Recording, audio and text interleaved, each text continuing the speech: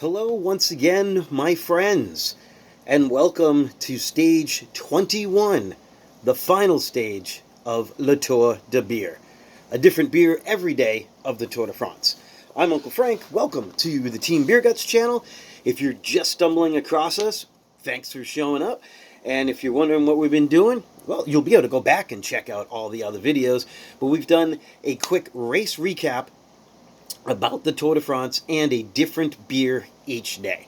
But as they say, all good things must come to an end. So, yesterday I mentioned that I was going to do the video actually before the race, so there wouldn't be a recap, but things don't go according to plan. That kind of happened during today's race. This was the opportunity for Mark Cavendish to break the record of Eddie Merckx for the most stage wins in Tour de France history.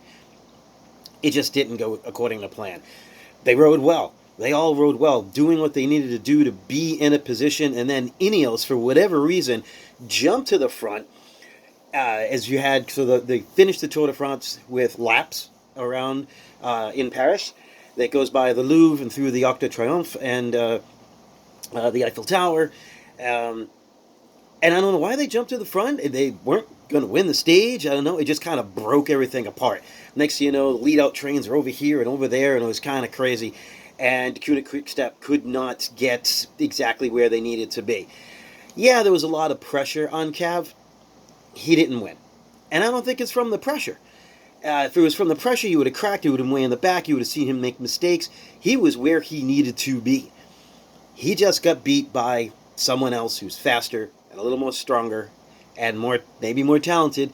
I'm not even going to say maybe. Yeah, more talented, because it is the guy who had the Tour de France hat trick of winning a time trial, winning a mountain stage, and now winning a sprint stage, and that is Wout van Aert. Like, I've said this before, give the guy a tricycle and he'll win a BMX race. Like, honestly, the amount of talent that he has is unreal. So a great win by Van Aert. Cav, he's still tied, though, and still one of the great sprinters.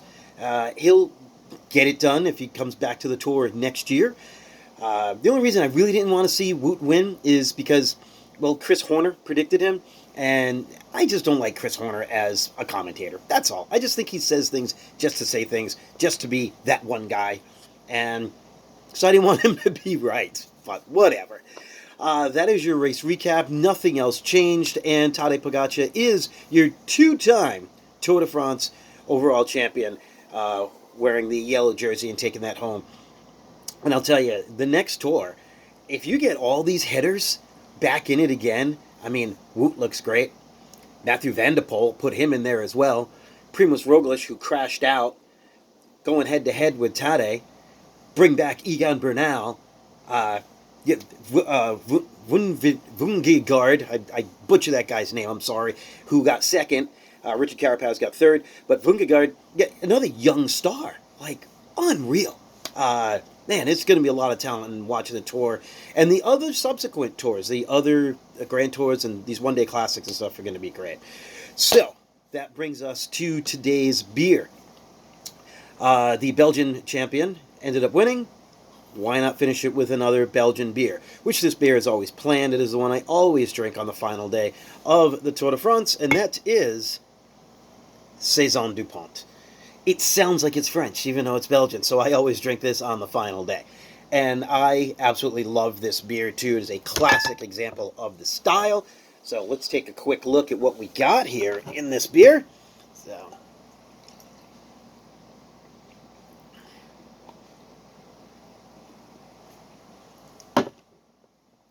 right. Nice golden color. Now, Saison, some people will call Saison a catch-all. I disagree. I think Saisons are kind of specific. There's a lot of range in the details, but it's a specific beer as opposed to, say, a farmhouse, which is going to be like a little more funky, and so now it doesn't have to be as specific. But I find there's certain things that are very specific about a Saison.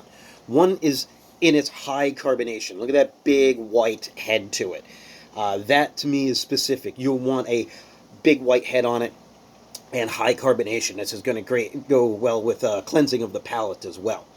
Color could be light to dark. If it's much darker, it should be called a dark Saison. But straight Saison, That's a nice pale golden color right there. Another thing that I find to be specific is in the aroma.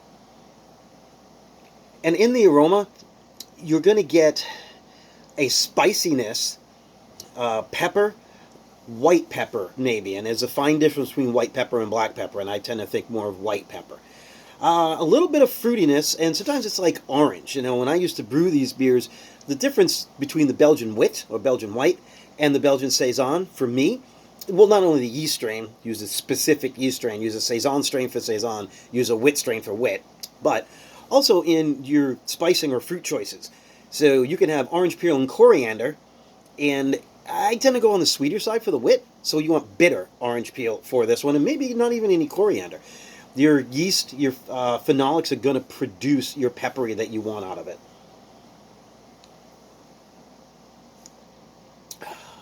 The taste. This should also be very specific. It is some sweet and some bitter and dry. It's going to be dry. And that's good. You want it to be dry, and that finishes off, and you're like, oh, it's super refreshing. These were, as I said, kind of in that farmhouse category, so your lighter ABV Saisons. This one is 6.5, actually, so it's a touch on the higher side. But these were things that you could have after working on the farm if you had a 3.5 or 4% Saison, which they can go that low, and they could go all the way to 8 as well. But your flavor is like I was saying, very specific.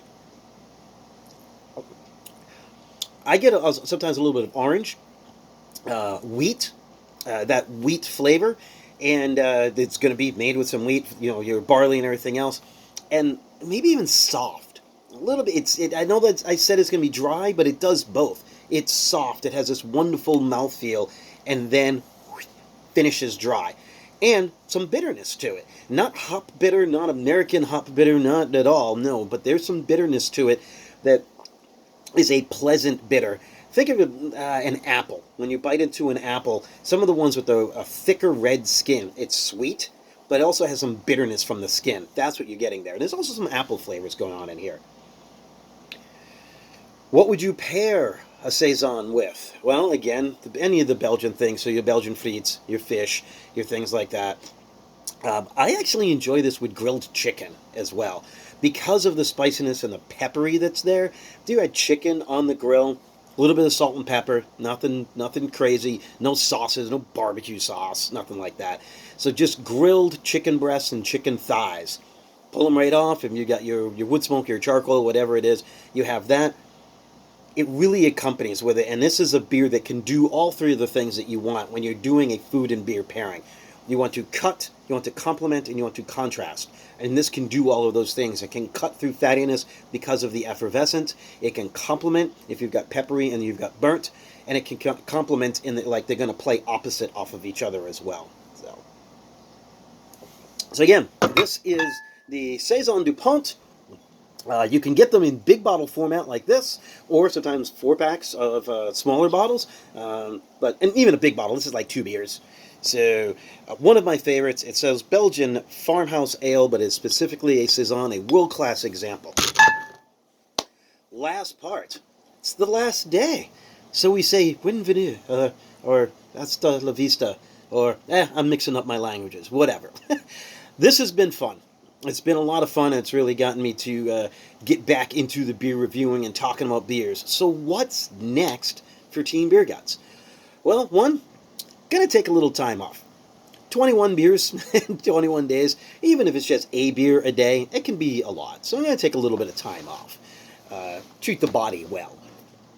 Next, it's also made me realize I own a lot of t-shirts. I'm gonna look back on it, but I don't think I've worn the same t-shirt for any of these videos over the past 3 weeks. Yeah, not a big surprise, but I just thought it was comical, and I didn't try. I just noticed it yesterday. I'm like, I don't think I've done that. I'm going to go back and look. I could be wrong. We'll find out. Next for the channel, more beer reviews and some biking, but we're really going to focus on the beer reviews. And one of the ideas, if you're a fan of the channel, you'll see way back when we were talking about other things. I have a group of friends that they want to try and ride a Century ride. I was going to help them with that and help train them along, and I hurt myself at work, so I haven't even been on the bike. And so that whole project's on hold. Next would also be the idea of the channel of riding to a brewery or a brew pub and then talking about the beers. So we might not have the riding portion in there. I would tell you, hey, this would be a great ride on your gravel bike, on your regular bike, to show up at XYZ destination. These are the beers they have, and we'll talk about the beers. Maybe we'll do one a week, one every other week. I'm not really sure. But I do know this. This has been a lot of fun, and I look forward to doing it some more. As I've said during the Tour de France and Tour de Beer, be good to yourself, be good to each other, and drink good beer. Cheers, and vive la Tour.